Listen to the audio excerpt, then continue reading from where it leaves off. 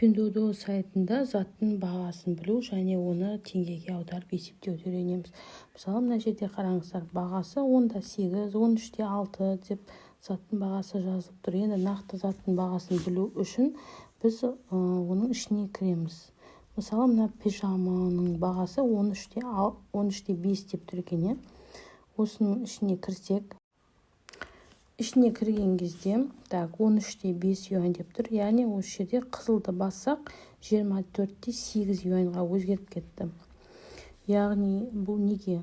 Бұл жерде мысалы 2 штуктан бастап скидка деп жазылған. Яғни штука көбейген сайын кейбір магазиндер скидка береді.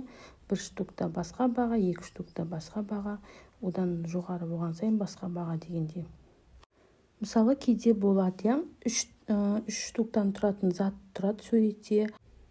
Бағасын, біреуінің бағасын ғана көрсетіп қояды. Мысалы, футболка, спортивка деген сияқты тройка болып тұрса, соның біреуінің кішкентай минимальный бағасының осы жерде көрсетіп қоюы мүмкін.